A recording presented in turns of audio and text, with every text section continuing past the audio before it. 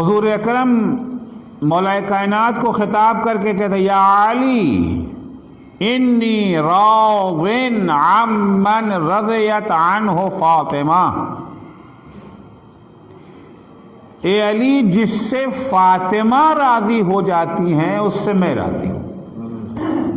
وَكَذَلِكَ رَبِّي وَالْمَلَائِكَةُ، اور اسی طریقے سے میرا پروردگار بھی اسی سے راضی ہوتا ہے جس سے فاطمہ راضی ہوتی ہے۔ اللہ کے فرشتے بھی اسی سے راضی ہوتے ہیں جس سے اللہ راضی ہوتا ہے۔ اس کے بعد حضور فرماتے یا علی ویل لمن ظلمہا، جو فاطمہ پر ظلم کرے گا جہنم اس کے لیے ہے۔ وَوَيْلٌ لَمَنِ ابْتَغَّاهَا حَقَّهَا، جہنم میں اس کا ٹھکانہ ہے جو فاطمہ کا حق مارے گا۔ وَوَيْلٌ لِمَنْ هَتَكَ حُرْمَتَهَا، جو فاطمہ کی بے حرمتی کرے گا جہنم اس کے لیے ہے۔ وَوَيْلٌ لِمَنْ أَحْرَقَ بَابَهَا، جو فاطمہ کے دروازے کو جلائے گا جہنم اس کے لیے ہے۔ وَوَيْلٌ لِمَنْ آذَى خَلِيلَهَا، اور جو فاطمہ کے رفیق حیات کے ساتھ بدسلوکی کرے گا جہنم اس کے لیے ہے۔ وَوَيْلٌ لِمَنْ شَاقَّهَا وَبَارَزَهَا، جو فاطمہ کو اذیت پہنچائے گا، جو فاطمہ کے مقابلے میں آ جائے گا جہنم اس کے لیے ہے۔ اللہم انی منہم بری وہم منی برا، خدا تو گواہ رہنا میں ان لوگوں سے بیزار ہوں اور یہ مجھ سے بیزار ہے، نہ میرا ان سے کوئی تعلق نہ ان کا مجھ سے کوئی تعلق۔ عجیب ہستی ہے صدیقہ طاہرہ کی، یہ عظیم خاتون فرماتی ہیں کہ تمہاری دنیا میں سے ہمیں صرف 3 چیزیں پسند ہیں۔ سب سے پہلے سر فہرست تلاوت و کتاب اللہ، کتاب خدا کی تلاوت، کتاب خدا کی فہم اور کتاب خدا پر عمل۔ والنظر فی وجہ رسول اللہ، دوسری چیز جو مجھے پسند ہے وہ رسول خدا کے چہرے کی زیارت ہے۔ زیارت سے مراد فقط چہرہ دیکھ لینا نہیں ہے۔ ہمارے اردو میں کہتے ہیں کہ فلاں صاحب کی نگاہیں تو ان کی طرف ہر وقت لگی رہتی ہیں، نگاہیں چہرے پر ٹکی رہتی ہیں، یعنی نگاہیں ٹکی ہیں، یعنی ان کے احکام اور فرامین کا انتظار رہتا ہے، ان کے دہن سے کون سا حکم نکلے جیسے یہ فوراً تعمیل کر دیں۔ والانفاق فی سبیل اللہ، تیسری چیز جو مجھے دنیا میں پسند ہے وہ راہ خدا میں انفاق کرنا پسند ہے۔ ان تمام چیزوں میں سر فہرست کتاب خدا کی تلاوت۔ کتنی عظمت ہے بی بی کی نگاہ میں قرآن مجید کی، کتنی اہمیت ہے صدیقہ طاہرہ کی نگاہ میں قرآن مجید۔ قرآن کتاب ہدایت ہے۔ قرآن کو اللہ نے انسانوں کی ہدایت کے لیے بھیجا ہے۔ عرض کیا تھا کہ سب سے بڑی نعمت ہدایت ہے، سب سے بڑی نعمت ہدایت ہے، اور سب سے بڑا عمل ہدایت ہے۔ سب سے قیمتی عمل ہدایت کا عمل ہے۔ یہ اور بات ہے کہ آج ہدایت کے منصب پر بیٹھنے والوں کو اپنی قدر و قیمت نہیں معلوم، وہ اپنی قدر و قیمت نہیں جانتے ہیں۔ ممبر پہ جو لوگ آتے ہیں کاہے کے لیے آتے ہیں؟ عنوان تو ہدایت ہی کا عنوان ہوتا ہے نا۔ نہ انہیں معلوم ہے کہ ان کی کیا قیمت ہے، نہ عوام کو پتہ ہے کہ ان کی کیا قیمت ہے۔ یہ نہ جاننے کی بنا پر بڑے سستے میں اپنا سودا کر لیتے ہیں. جی مولانا صاحب نے حدیث پڑھ دی ہے 50,000 روپیہ لیں گے، بس 50,000 میں اپنا کام بیچ دیا. اچھا ظاہر سی بات ہے کہ ایک مال کی قیمت ایک دفعہ ملتی ہے، 2 دفعہ نہیں ملتی ہے. گھڑی میں نے آپ کے ہاتھ بیچ دی، اب جتنی چاہے قیمت مانگ لیں آپ سے، 1,000 2,000 5,000 10,000 جو بھی مانگ لیا آپ نے دے دیا، پھر دوبارہ مانگنے کا حق ہے؟ پھر تو حق نہیں نہ ہوتا. آج ہم نے اپنی قیمت آپ سے طلب کر لی، کہا یہ مجلس پڑھ دیجیے، یعنی ہدایت کے لیے بلائے تھے ہیں نا. کیا قیمت لی ہم نے؟ کہا 50,000 لیں گے ایک مجلس کا. ملتا ولتا نہیں ہے، میں بات کہہ رہا ہوں. 50,000 چلیے 50,000 نا، تو اب وہاں تو کچھ نہیں ملے گا، ایک ہی دفعہ مال کی قیمت ملے گی نا. اچھا یہ مال ہمارا تھا کتنے میں؟ بیپاریوں کا شہر ہے نا یہ تو. یہ مال تھا کتنے میں جو ہم نے بیچا ہے؟ 20,000 کا مال تھا 50 میں بیچ دیا، یا 50 ارب کا مال تھا اور 50,000 میں بیچ دیا. اگر 30,000 کا مال تھا 50,000 میں بیچا تو بہت چالاک نکلے ہم. لیکن اگر 50 ارب کا مال 50,000 میں بیچ دیا تو ہم سے بڑا احمق کون ہے؟ سننا چاہیں گے کہ ہدایت کی قیمت کتنی ہے؟ صدیقہ طاہرہ فاطمہ زہرا سلام اللہ علیہا،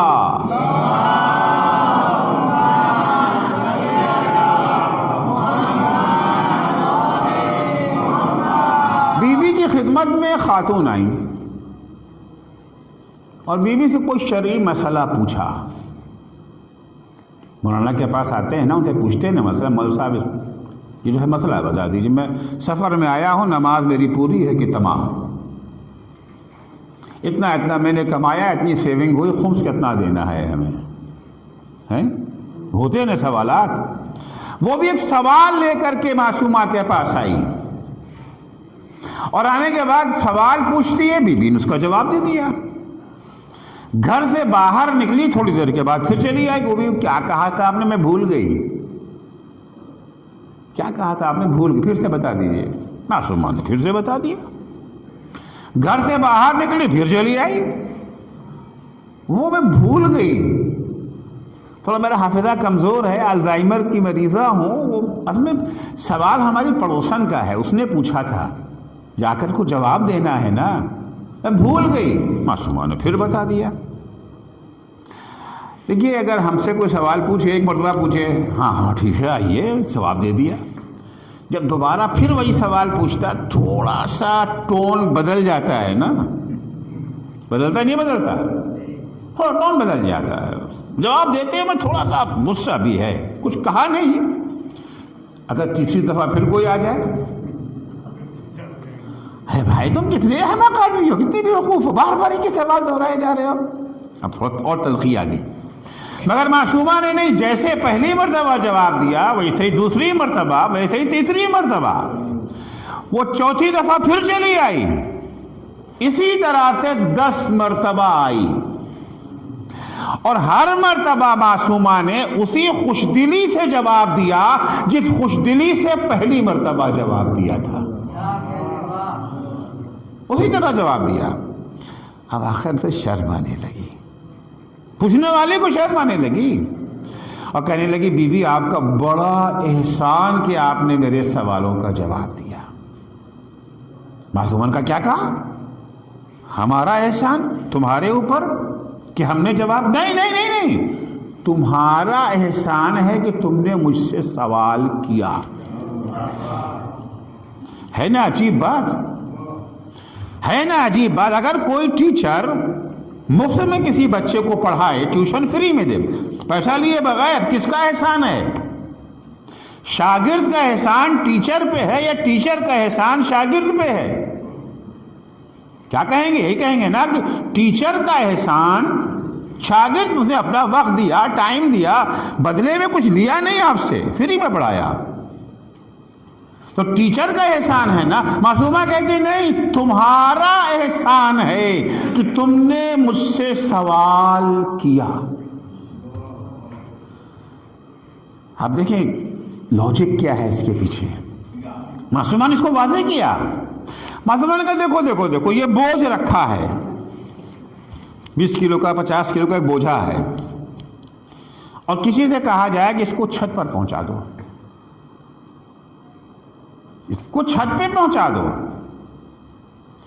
تو یہ لے جانے والے کا احسان ہے یا جس نے کہا ہے اس کا احسان ہے؟ نہیں، اب اس میں دیکھنا یہ پڑے گا کہ نہ فری میں ہے یا پیسے میں ہے. فرض کیجئے میں آیا، میرے ساتھ بڑی بڑی اٹیچیاں تھی اور اوپر لے جانا تھا.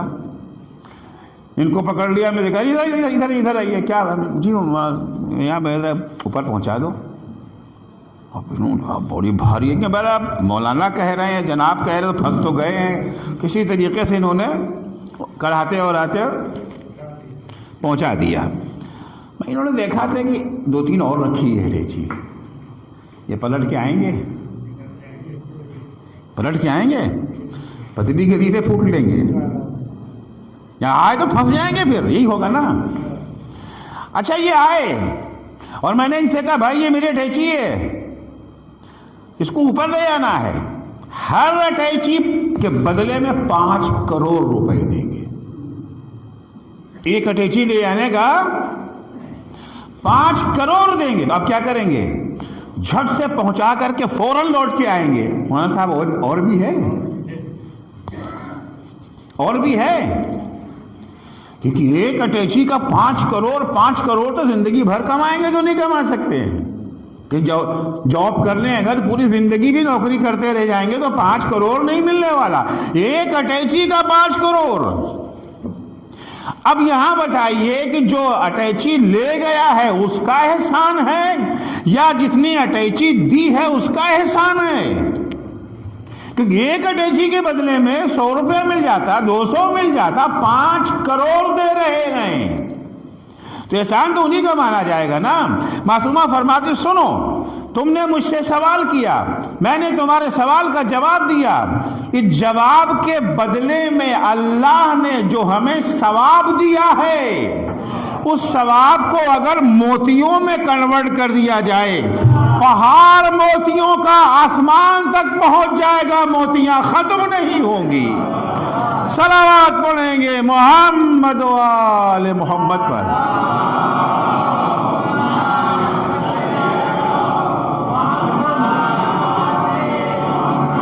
ایک سوال پہ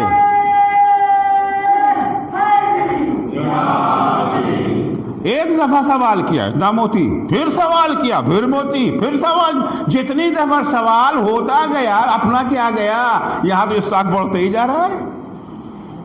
البتہ شرط یہ ہے کہ یقین تو ہو اس ثواب کے اوپر،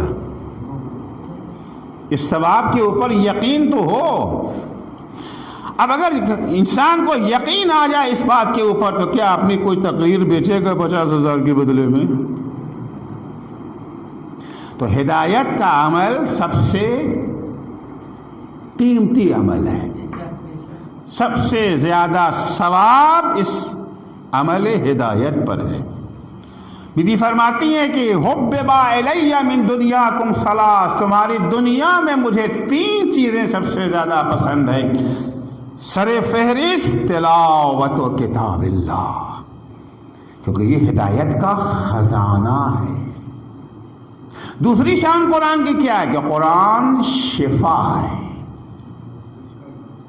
قرآن شفا ہے. پرسنوں کے مجلس میں تفصیل سے اس کو عرض کر چکا ہوں. قرآن شفا ہے، مگر ظاہر سی بات ہے کہ شفا انہی کے لیے ہے نا کہ جو اس سے شفا حاصل کرنا چاہیں. بھئی فارمیسی میں دوائیں رکھی ہوئی ہیں، ہر دوا ایک بیماری کا علاج ہے. آپ فارمیسی میں جاب بھی کر رہے ہیں، کام اگر مالک ہیں فارمیسی کے، مگر دوا استعمال ہی نہیں کرتے تو کیا آپ کی بیماری ختم ہو جائے گی؟ دوا کا قصور نہیں ہے، دوا کی یہ خاصیت ہے کہ دوا آپ کو شفا دے سکتی ہے. شرط یہ ہے کہ آپ دوا استعمال کریں، کھائیں دوا. صرف آپ کے پاس ہونے سے کوئی فائدہ تو نہیں نا ہے. فارمیسی کے مالک ہیں، ساری دواؤں کے آپ ہی مالک ہیں، مگر آپ نے دواؤں کا آپ سے دوا لے کے دوسروں کو شفا مل گئی، لیکن آپ بیمار کے بیمار رہ گئے. تو قرآن شفا ہے. کس کے لیے شفا ہے؟ جو اس سے شفا حاصل کر. اس لیے مولا کائنات نے شفا حاصل کرنے کا حکم دیا ہے. مولا فرماتے وَاعْلَمُوا أَنَّهُ لَيْسَ لِأَحَدٍ بَعْدَ الْقُرْآنِ مِنْ فَاقَةٍ وَلَا لِأَحَدٍ قَبْلَ الْقُرْآنِ مِنْ غِنَى. یاد رکھو، جسے قرآن کی دولت مل گئی اب اس کے ہاں محتاجی باقی نہیں بچتی. جسے قرآن مل گیا، قرآن حاصل کرنے کے بعد اب غربت اور فقر و فاقے کا تصور نہیں ہے. وَلَا لِأَحَدٍ قَبْلَ الْقُرْآنِ مِنْ غِنَى. کتنی ہی دولت تمہارے پاس آ جائے، اگر قرآن سے محروم ہو تو تم ہمیشہ کے محتاج ہی رہو.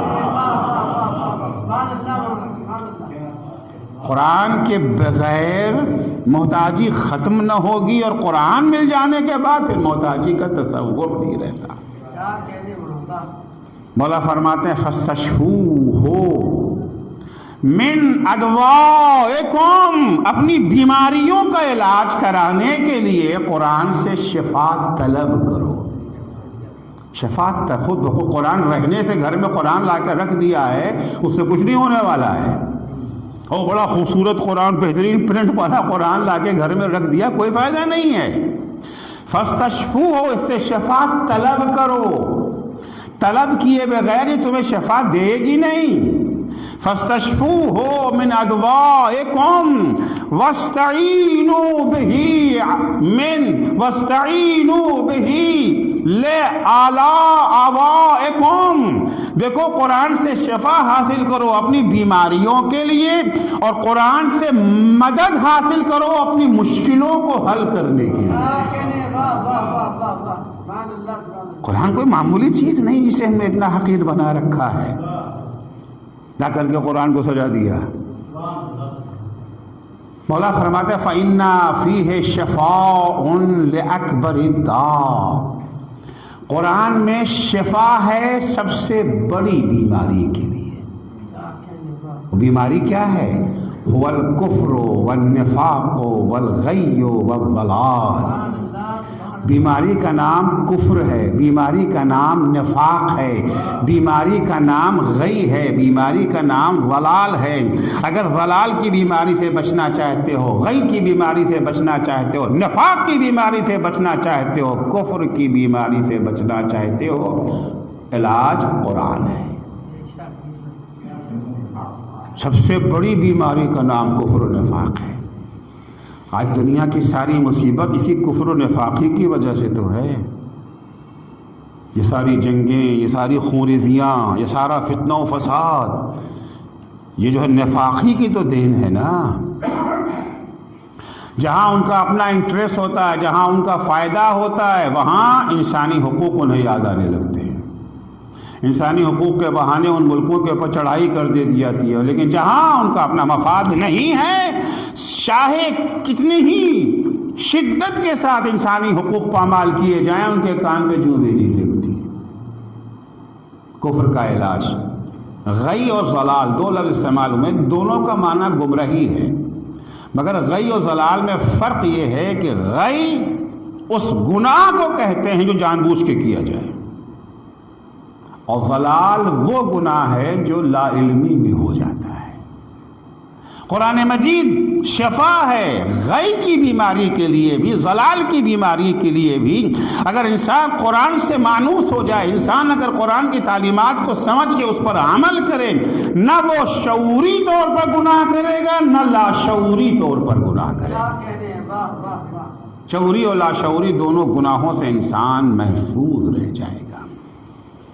قرآن مجید کی ایک اور خاصیت ہے، قرآن نور ہے. قرآن نور ہے. ارشاد ہوتا ہے کہ لقد جاءکم من اللہ نور وکتاب مبین، اللہ کی طرف سے تمہارے پاس نور اور کتاب مبین آئی ہے، نور آیا ہے اللہ کی طرف سے۔ لیکن نور کی کچھ خصوصیت ہوتی ہے، میں 2-3 خصوصیت آپ کو نور کی بیان کر دوں۔ نور کی پہلی خصوصیت یہ ہے کہ اس کی اسپیڈ بہت زیادہ ہوتی ہے، اس کی رفتار، نور کی رفتار کا مقابلہ کوئی چیز نہیں کر پاتی ہے۔ نور کی رفتار کیا ہے؟ روشنی کی رفتار کیا ہے؟ 3 lakh kilometre per second, 3 lakh kilometre per second, یہ نور کی رفتار ہے۔ تو نور کی خاصیت کیا ہے کہ اس کی رفتار اس کی بہت تیز ہے، بہت فاسٹ ہے۔ دوسری خصوصیت جو نور کی ہے وہ یہ ہے کہ نور، مثال کے طور پر سورج کی شعاع نور ہے نا، مادی انوار میں سب سے بڑا نور کون سا ہے؟ سورج کا نور ہے۔ یہ جو ہے مادی انوار میں سب سے بڑا نور کون ہے؟ سورج ہے۔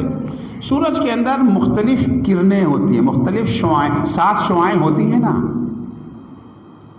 7 شعاعیں جو ہیں پائی جاتی ہیں اس کے اندر۔ اس کی ایک شعاع وہ ہے جو جراثیم کو مار دیتی ہے، ایک شعاع الٹرا وائلٹ رے جو ہوتی ہے وہ کیا کرتی ہے؟ وہ جراثیم کو مار دیتی ہے۔ کہتے ہیں جس کمرے میں سورج کی روشنی آتی ہو پھر اس کمرے میں رہنے والوں کو ڈاکٹر کی ضرورت نہیں ہے، کیونکہ بیماری کے سبب کیا ہوتا ہے؟ یہ جو ہے جراثیم، جرمز جو ہوتے ہیں یہی تو انسان کو بیمار کرتے ہیں نا، بیکٹیریا، مائکروب، وائرس، یہی تو انسان کو بیمار کرتے ہیں۔ جہاں سورج کی کرنیں آتی ہیں، جہاں سورج کی روشنی آتی ہیں، وہاں جراثیم باقی نہیں بچتا ہے، جراثیم ختم ہو جاتا ہے۔ جب جراثیم ختم ہو جائے گا تو انسان کا بدن سالم رہے گا۔ تو یہ خاصیت کیا ہوئی نور کی؟ جراثیم کش ہے نور۔ تیسری خاصیت یہ ہے کہ نور پروان چڑھاتا ہے، پرورش کرتا ہے۔ پیڑ پودوں کو اگر روشنی سورج کی نہ ملے تو یہ بڑھیں گے؟ بھائی وہ فصل جو سائے میں آ جاتی ہے، کھیت میں دیکھیں نا، ایک کھیت کا وہ حصہ جہاں سورج کی روشنی خوب پڑتی ہے، اس کی پرورش اور ہوتی ہے، اور اگر وہ پیڑ کے نیچے دب گیا اور سورج کی روشنی نہیں پہنچ پاتی ہے تو وہ پروان نہیں چڑھتا ہے۔ پھلوں میں شیرینی، مٹھاس سورج ہی سے تو آتا ہے۔ تو سورج یعنی نور کا ایک کام کیا ہے؟ پروان چڑھانا۔ ایک ہے سرعت زیادہ ہے، ایک یہ ہے کہ جراثیم کو مار دیتا ہے نور، اور تیسری خاصیت یہ ہے کہ وہ پروان چڑھاتا ہے، پرورش کرتا ہے، پال پوس کر کے بڑا کرتا ہے۔ پھلوں میں شیرینی اور حلاوت اسی سے آتی ہے۔ زندگی کا دار و مدار کس چیز پر ہے؟ پانی پر ہے نا۔ وَمِنَ الْمَاءِ كُلُّ شَيْءٍ حَيٍّ، قرآن میں کہتا ہے کہ پانی ہی سے ہر چیز زندہ ہے، پانی نہ ہو زندگی ختم۔ یہ پانی کہاں سے آتا ہے؟ پانی بھی اسی نور کی دین ہے نا۔ پانی بارش سے، بارش کہاں سے؟ بادل سے۔ بادل کہاں سے؟ وہ جو بھاپ بنتی سمندر میں، بھاپ کیسے بنتی ہے؟ سورج کی کرنوں سے۔ تو نور ایک تو اس کی رفتار زیادہ، نور جراثیم کو مار دیتا ہے، نور کی خاصیت یہ ہے کہ وہ پروان چڑھاتا ہے، زندگی اسی سے ہے۔ یہ تینوں خاصیتیں قرآن میں بھی پائی جاتی ہیں۔ قرآن کی رفتار بھی بہت زیادہ ہے۔ قرآن مجید جو ہے وہ کفر و نفاق کے جراثیم کو بھی مار دیتا ہے، قرآن پروان بھی چڑھاتا ہے۔ صلوات پڑھیں گے محمد و آل محمد۔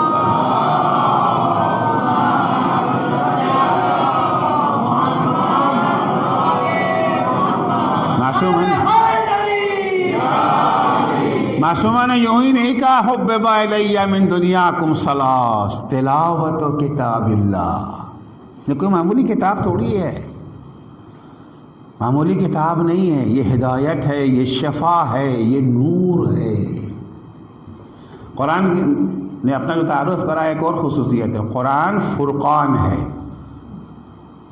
یعنی قرآن آپ کو اچھے اور برے کی تمیز دے دیتا ہے، خیر اور شر کا فرق بتا دیتا ہے آپ کو، خیر کیا ہے، شر کیا ہے، اچھا کیا ہے، برا۔ اگر دیکھیے بعض افراد ہیں کہ جو برا کام کرتے ہیں ان کو پتہ نہیں کہ یہ برا ہے،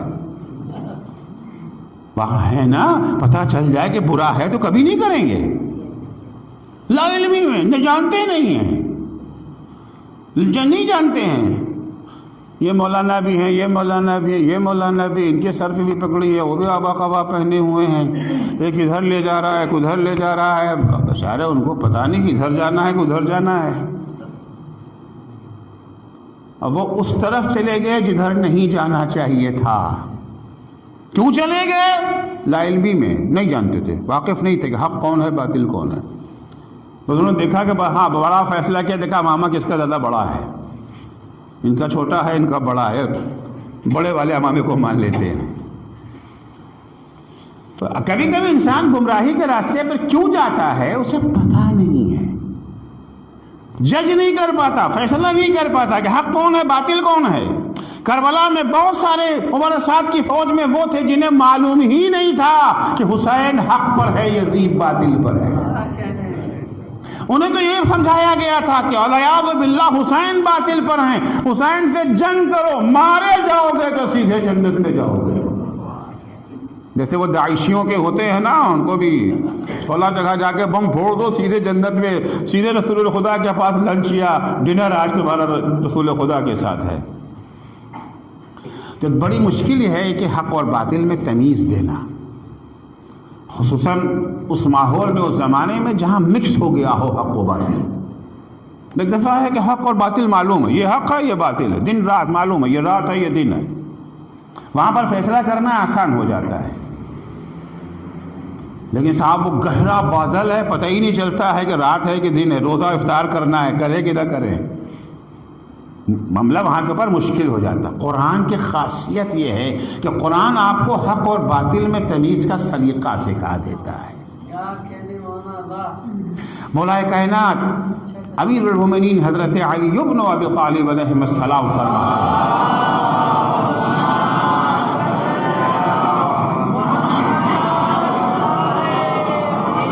لو کان الباطل خلص من مزاج الحق لم یخفى علی المرتادین، اگر حق الگ ہوتا باطل الگ ہوتا، حق اور باطل جو ہے مکس نہ ہوتے، ملے نہ ہوتے حق اور باطل، تو جو طالبان حق ہیں ان کے لیے حق تک پہنچنا مشکل نہ ہوتا۔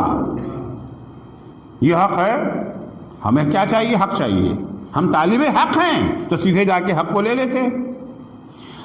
وَلَوْ أَنَّ الْحَقَّ خَلَصَ مِنْ لَبْسِ الْبَاطِلِ انْقَطَعَتْ عَنْهُ أَلْسُنُ الْمُعَانِدِينَ، اور اگر حق میں باطل کی آمیزش نہ ہو جاتی، حق باطل کی آمیزش سے، ملاوٹ سے خالص رہ جاتا، تو پھر جو دشمن اسلام پر حملے کرتا ہے اس کی زبان کٹ جاتی۔ آج چونکہ حق میں باطل شامل کر دیا گیا ہے، توحید حق ہے، لیکن داعشیوں نے آ کر کے جو توحید پیش کیا ہے، نتیجے میں آج جتنا توحید پر حملہ ہوتا ہے، جتنا توحید، جہاد ایک فضیلت ہے، اس فضیلت جہاد کو جس طریقے سے برباد کیا ہے طالبانیوں نے اور داعشیوں نے، کہ آج جہاد کا نام لیتے ہوئے بھی مسلمان شرماتا ہے، نہیں ہمارے ہاں جہاد حد نہیں ہے، جہاد کا انکار کرتے۔ کیوں؟ چونکہ اتنا اس میں باطل شامل کر دیا گیا، بے گناہوں کا سر کاٹ رہے ہیں، ذبح کر رہے چھری سے، کہتا اللہ اکبر، اس کو نام جہاد کا دے دیا۔ مولا فرماتے ہیں اگر یہ الگ الگ ہوتے تو پھر پریشانی نہیں تھی، لیکن مشکل یہ ہے، وَلَٰكِنْ يُؤْخَذُ مِنْ هَٰذَا ضِغْثٌ وَمِنْ هَٰذَا ضِغْثٌ فَيُمْزَجَانِ، آج حالت یہ ہے کہ ایک مٹھی حق ایک مٹھی باطل لے کے اس کو جو ہے مکس کر دیتے ہیں۔ فَهُنَالِكَ يَسْتَوْلِي الشَّيْطَانُ عَلَىٰ أَوْلِيَائِهِ، جب حق اور باطل کو یہ جو ہے مکس کر دیا جاتا ہے تو یہاں پر شیطان اپنے چیلوں پر سوار ہو جاتا ہے۔ تو آج حالت کیا ہے؟ مکس ہے نا، حق اور باطل مکس ہے. جب مکس ہو گیا تو حق کو سمجھنا باطل کو سمجھنا بہت مشکل ہو جائے. کس کے لیے مشکل ہے؟ ان کے لیے مشکل ہے جو نور قرآن سے محروم ہیں. جو نور قرآن سے محروم ہے ان کے لیے مشکل ہے. لیکن جو نور قرآن سے جن کے دل منور ہو گئے ہیں ان کے لیے حق اور باطل کو پہچاننا مشکل نہیں ہے. حر نے حق کو پہچانا کہ نہیں پہچانا؟ مخلوط ہو گیا تھا، اس کے باوجود حر نے پہچان لیا ادھر حق ہے ادھر باطل ہے. صلوات پڑھیں گے محمد و آل محمد پر.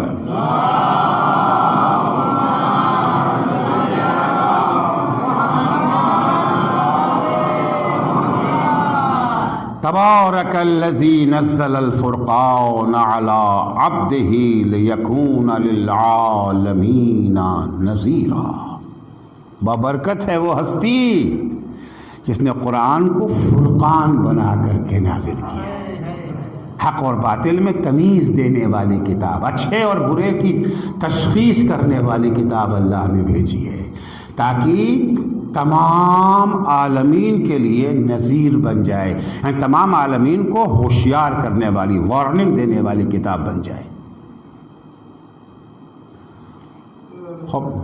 ہر انسان چاہتا ہے دولت مند بننا، اچھی بات ہے، مشکل نہیں ہے. دولت مند بننا چاہتا ہے ہر انسان، اور جب کسی کے پاس ڈھیر ساری دولت دیکھتا ہے تو آہ بھرتا ہے. ہائے مکیش امبانی، ہائے اڈانی، کیا بات ہے صاحب اڈانی کی، کیا بات ہے. کاش ہم بھی ایسے ہو جاتے ہیں نا. انسان دولت مانگنا اچھی بات ہے، مگر دولت ہے کیا؟ یہ روپیہ پیسہ سونا چاندی یہ دولت ہے کہ ہمارے پاس 1000 روپے ہے ان کے پاس 1 کروڑ ہے تو وہ ہم سے زیادہ مالدار؟ ہمارے پاس 1 کروڑ ہے ان کے پاس 1000 کروڑ تو وہ ہم سے زیادہ مالدار؟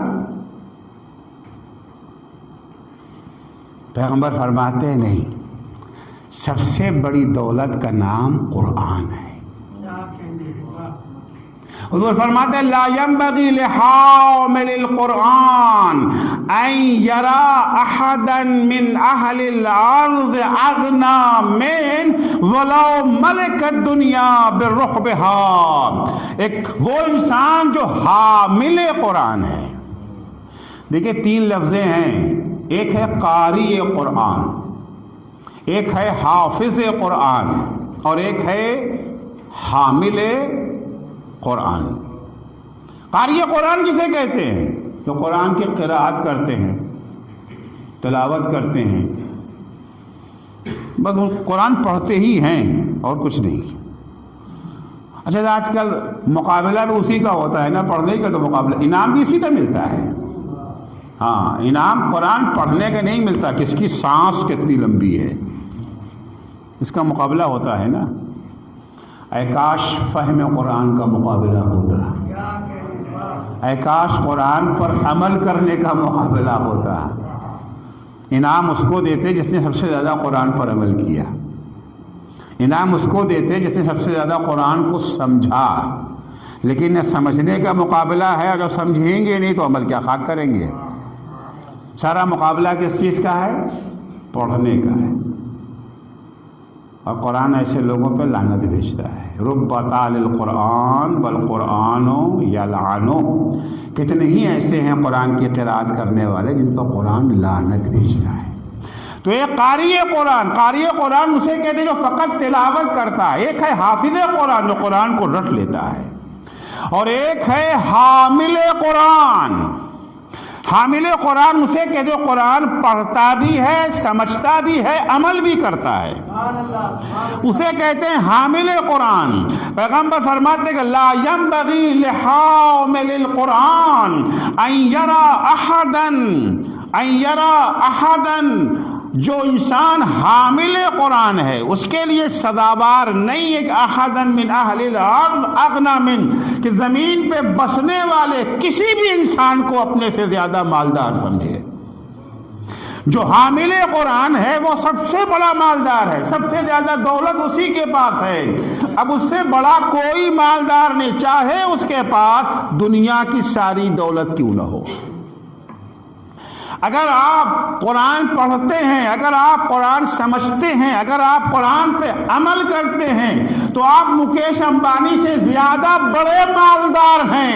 مکیش کو حسرت کرنا چاہیے کہ کاش ہم بھی حامل قرآن ہوتے۔ آپ حسرت نہ کریں۔ تو سب سے بڑی دولت کیا ہے؟ قرآن ہے سب سے بڑی دولت۔ ہر سماج میں کچھ لوگ چھوٹے ہوتے ہیں، کچھ بڑے ہوتے ہیں، ہے نا؟ ہر سماج میں کسی کا اسٹیٹس اونچا ہوتا ہے، کسی کا اسٹیٹس کا معیار کیا ہے؟ آج دنیا میں اسٹیٹس کا کیا معیار ہے؟ دولت اور کیا؟ سیدھی بات ہے بھائی۔ مجلس ہو رہی ہے، جو آ رہا ہے جہاں بیٹھ جا رہا ہے۔ اب ارے کوئی ایک ارب پتی آ جائے، ارب پتی آ جائے، فرض کیے مکیش امبانی شیعہ ہو کر کے آ جائے، اچھا وہ آ کے وہاں بیٹھ جائے تو کوئی وہاں بیٹھنے دے گا ان کو؟ آئے آگے آئیے مکیش بھائی، اور شاید ہم بھی ممبر سے کہیں مکیش بھائی آگے آئیے، وہاں کہاں بیٹھ گئے؟ کیا بات ہے بھائی؟ اتنے لوگ آئے تو کسی کو نہیں بلایا آپ نے، جو جہاں آ کر کے بیٹھ گیا۔ مولانا بھی ہمارے آگے ہمیشہ وہی بیٹھ جاتے، کبھی نہیں بلایا گیا مولانا آگے آئیے۔ ان کو کیا کہیں گے؟ بلائیں گے نا آگے۔ کیوں؟ اس لیے کہ ہمارے یہاں بڑائی کا معیار کیا ہے؟ بڑائی کا معیار ہمارے پاس دولت ہے۔ اچھا یہ کوئی نئی بات نہیں ہے، ہمیشہ یہی رہا ہے۔ جس وقت جناب موسیٰ کو اللہ نے نبی بنا کر کے فرعون کے پاس بھیجا تھا ہدایت کے لیے، کہا میں نبی ہوں۔ فرعون نے اپنے درباریوں سے کہا یہ نبی، کپڑا دیکھا ان کا، وہ چرواہے والا کپڑا پہن کر کے گئے تھے۔ بھائی اگر یہ نبی ہوتے، لولا القی علیہ اسورۃ من الذھب، اگر یہ نبی ہوتے تو اللہ انہیں سونے کے کنگن وغیرہ، سونے کے زیورات پہنا کے بھیجتا، نہ کہ پھٹا ہوا کپڑا پہنا کر کے۔ تو بڑائی کا معیار کیا ہے؟ دولت۔ جب حضرت نے دعوی نبوت کیا، قرآن حضرت پہ نازل ہوا تو کفار قریش کو یقین نہیں آ رہا تھا کہ قرآن اللہ نے ان پر نازل کیا ہے۔ قرآن اس کو نقل کیا، لولا نزل القرآن علی رجل من القریتین عظیم، اگر اللہ کو قرآن نازل ہی کرنا تھا تو مکے میں جو سب سے مالدار انسان تھا اس پہ قرآن نازل ہوتا، طائف میں جو سب سے بڑا مالدار تھا اس پہ نازل ہوتا، ولید بن مغیرہ مکے میں تھا اس پہ نازل ہوتا، عروہ بن مسعود طائف میں تھے ان پر نازل ہوتا، ایک یتیم پر قرآن نازل ہو گیا۔ یہ تھنکنگ ہے نا؟ کافرانہ فکر ہے یہ۔ دولت کو معیار قرار دینا مشرکانہ فکر ہے، مشرکانہ فکر ہے۔ دولت بری چیز نہیں ہے مگر معیار نہیں ہے عظمت کے لیے۔ اب ایک حدیث بھی سنا دو اسی سلسلے میں، 8ویں امام کی۔ امام فرماتے من تواضع غنیا لغناہ فقد ذهب ثلث دینہ۔ ایک مالدار کی آپ عزت کر رہے ہیں، مالدار کو اہمیت دے رہے ہیں، مالدار کے سامنے جھک کر کے اس سے مل رہے، کس لیے؟ ایک دفعہ انسان مالدار بھی ہے اور عالم ہے، مالدار بھی ہے اور خدمت خلق بھی کرتا ہے، مالدار بھی ہے متقی و پرہیزگار بھی ہے۔ کوئی ضروری تو نہیں ہے کہ مالدار اگر ہو گیا تو اب وہ جو ہے حتماً گنہگار ہوگا۔ مالدار ہے مگر خدیجہ جیسی مالداری ہے، مالدار ہے علم ہے، مالدار ہے تقویٰ ہے، مالدار ہے خدمت خلق۔ وہ آ گیا، میں نے کہا آگے آئیے، اس کی دولت کی وجہ سے نہیں کہا، اس کے علم کی بنا پہ کہا، اس کے تقوی کی بنا پہ کہا، خدمت خلق خدا کی بنا پر اس کو عزت دیا۔ یہ منع نہیں ہے، نہیں، عزت دے رہے ہیں دولت کی بنا پر۔ کچھ نہیں ہے ان کے پاس سوائے دولت کے، اور ان کے آگے آپ جھک کے مل رہے ہیں۔ امام فرماتے ہیں کسی مالدار کا احترام کرتا ہے، عزت کرتا ہے، اس کے سامنے تواضع سے پیش آتا ہے اس کی دولت کی وجہ سے، تو یہ احترام کرنے والے کا 2/3 دین چلا گیا۔ اسلام نے آنے کے بعد معیار بدل دیا، بڑائی کا معیار بدل دیا۔ دیکھیے کسی بھی سماج کی اصلاح کے لیے ضروری ہے کہ پہلے معیار میں انقلاب لایا جائے۔ جب تک معیار نہیں بدلیں گے تب تک سماج کی اصلاح نہیں ہو سکتی ہے۔ اسلام نے کام یہی کیا، آنے کے بعد معیار بدل دیا، بڑائی کا معیار۔ ان کے یہاں دولت تھی، اسلام نے آگے کہا ان اکرمکم عند اللہ اتقاکم، تقوی ہے معیار بزرگی و معیار کرامت۔ جس کا جتنا تقوی زیادہ ہوگا اتنا ہی وہ بڑا انسان مانا جائے گا، چاہے کھانے کے لیے روٹی بھی نہ ہو، چاہے کھانے کے لیے روٹی بھی نہ ہو، پیون لگا کپڑا پہنتا ہے، جو کہ سوکھی روٹی کھاتا ہے، مگر سب سے زیادہ مکرم وہی ہے۔ ان اکرمکم عند اللہ اتقاکم۔ پیغمبر فرماتے ہیں کہ بڑائی کا معیار تقوی ہے، بڑائی کا معیار قرآن ہے۔ حضور فرماتے اشراف امتی حملۃ القرآن و اصحاب اللیل۔ ہماری امت کے بڑے کون ہیں؟ ہماری امت کے بڑے وہ ہیں جو حامل قرآن ہیں اور نماز شب پڑھنے والے ہیں۔ دو چیزوں کو پیغمبر نے بیان کیا، حاملین قرآن، حامل کا معنی یہ جو ہے بیان کر چکا نا، حاملین قرآن اور نماز شب پڑھنے والے۔ نماز شب بڑی اہم نماز ہے، بڑی اہم نماز ہے۔ دیکھیے اللہ نے جتنے بھی اعمال ہیں، نیکیاں، سب کا ثواب بیان کر دیا۔ اس کا ثواب 5 کلو، اس کا ثواب 10 کلو، اس کا ثواب 1 کنٹل، اس کا ثواب 1 ٹن، ہاں سب کا ثواب بیان کر دیا، سوائے نماز شب کے۔ نماز شب کا ثواب اللہ نے نہیں بیان کیا۔ یہ جو ہے قرآن میں ہے کہ فَلَا تَعْلَمُ نَفْسٌ مَا أُخْفِيَ لَهُم مِّن قُرَّةِ أَعْيُنٍ جَزَاءً بِمَا كَانُوا يَعْمَلُونَ۔ اللہ نے جو نماز شب کا ثواب معین کیا ہے اس سے کوئی واقف ہی نہیں، کوئی جانتے ہی نہیں ہے۔ پر اتنا ہے کہ جب قیامت میں ثواب سامنے آئے گا تو آنکھوں کو ٹھنڈک ملے گی، اتنی سی بات ہے بس۔ کسی نے چھٹے امام جعفر صادق علیہ السلام سے سوال کر لیا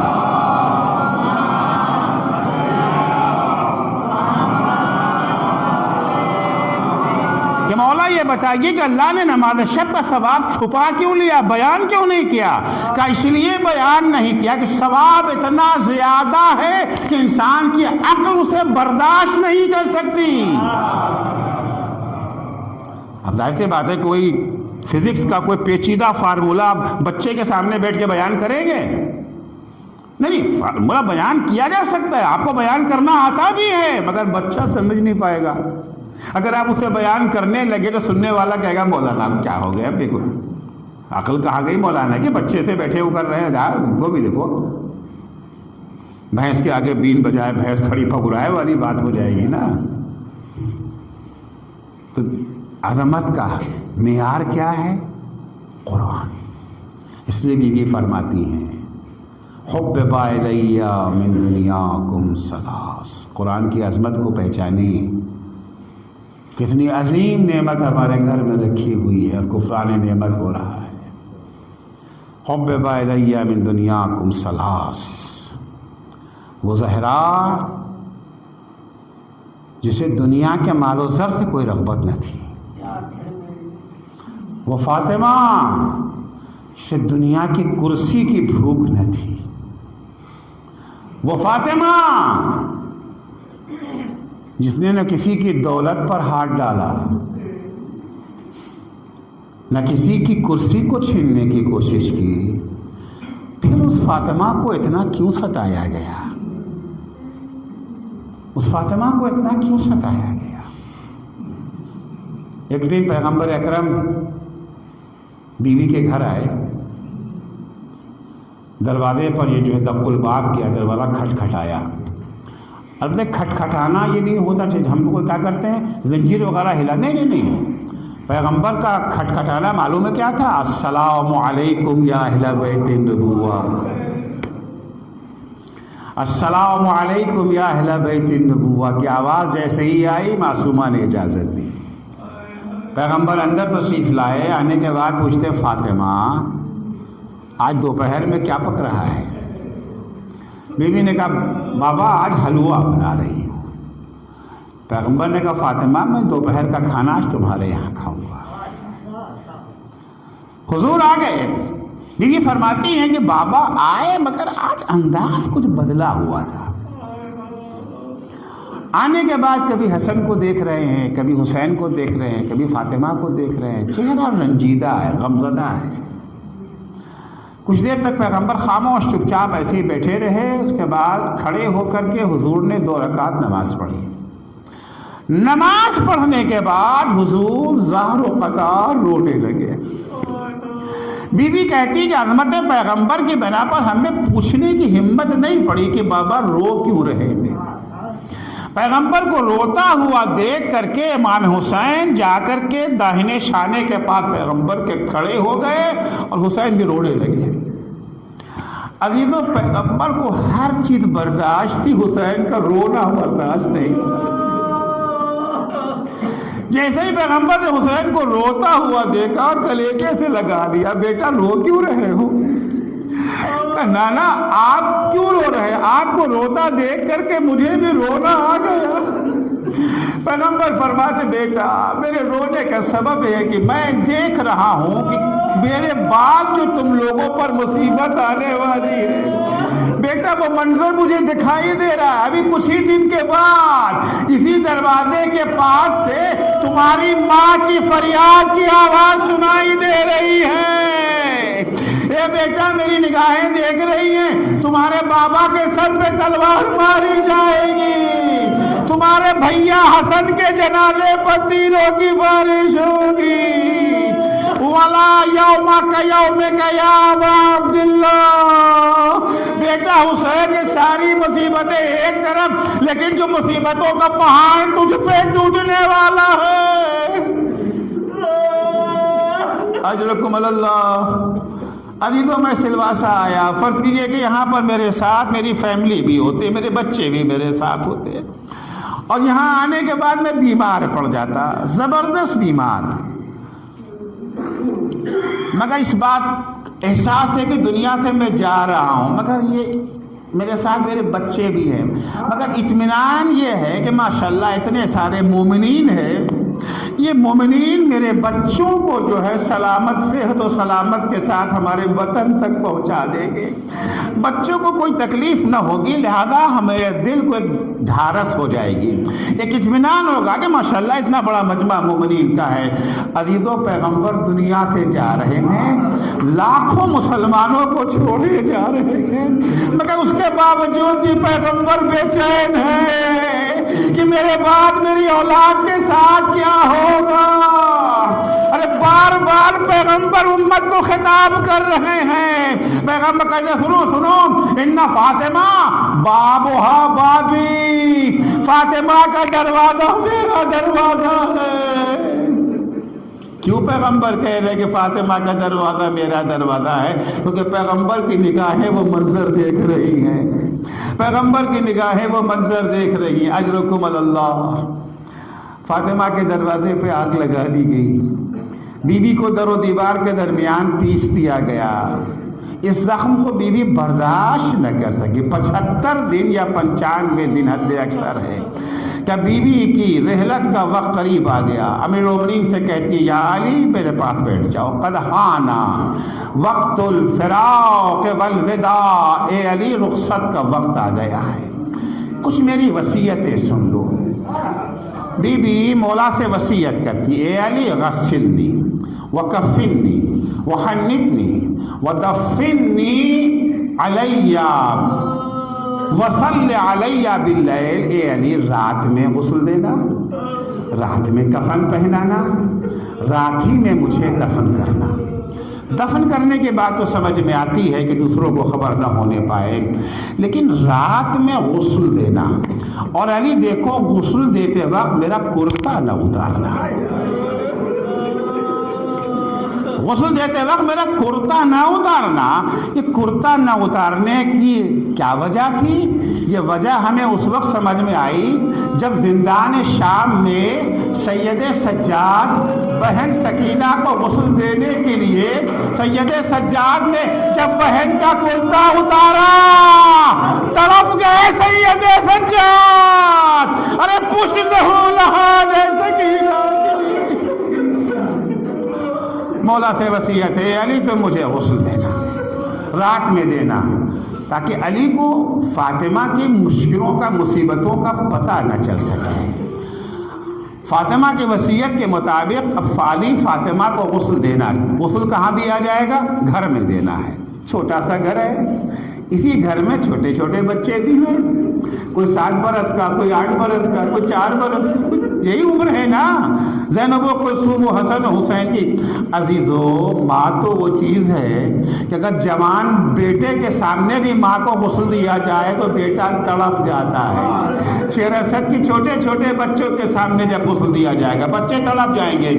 علی اسما سے کہتے ہیں اسما بچوں سے کہو روئیں، ہم رونے سے منع نہیں کرتے مگر چپکے چپکے روئیں، آواز نہ نکلنے پائے، کیونکہ اگر آواز بلند ہو گئی تو انہیں پتہ چل جائے گا، جنہیں فاطمہ خبر نہیں دینا چاہتی ہیں، نہ جانے کس دل سے اسما نے بچوں سے کہا ہوگا، اور نہ جانے کس طرح سے بچوں نے اپنے جذبات پہ قابو پایا ہوگا۔ اسما کہتی ہیں غسل شروع ہوا، میں پانی دیتی جا رہی تھی، علی غسل دیتے جا رہے تھے، بچے چپکے چپکے روتے جا رہے تھے، اچانک غسل دیتے دیتے علی کی چیخ نکل گئی، علی دیوار سے سر ٹکرا کے رونے لگے۔ میں نے کہا مولا آپ تو بچوں کو منع کر رہے تھے، خود کیوں رونے لگے؟ اسما نہ پوچھو، فاطمہ دنیا سے چلی گئی مجھے بتایا بھی نہیں، فاطمہ کی پتلیاں شکستہ، غسل دیتے وقت مجھے پتا چلا۔ الا لعنت اللہ علی قوم الظالمین وسیعلم الذین ظلموا ای منقلب ینقلبون۔ بار الہ تجھے واسطہ ہے محمد و آل محمد علیہ السلام کا، ہماری اس مختصر سی عبادت کو قبول فرما۔ معبود صدقے میں اہل بیت اطہار علیہ السلام کے ہمیں قرآن پڑھنے، سمجھنے، عمل کرنے کی توفیق عنایت فرما۔ بار الہ ہمیں نماز شب کی توفیق عنایت فرما۔ معبود صدقے میں اہل بیت اطہار علیہ السلام کے شیعیان حیدر کرار، محبان اہل بیت اطہار، زائران سید الشہداء، عزاداران مظلوم کربلا، جہاں کہیں بھی ہوں ان کی جان، مال، عزت، آبرو کی حفاظت فرما۔ معبود تجھے واسطہ ہے محمد و آل محمد علیہ السلام کا، امام زمانہ کے ظہور میں تعجیل فرما۔ جب حضرت کا ظہور ہو تو ہمارے اعمال ایسے ہوں کہ ہم ان کے اصحاب و انصار میں شمار ہو سکیں۔ اللہم عجل فی فرج مولانا صاحب الزمان واجعلنا من اعوانہ و انصارہ۔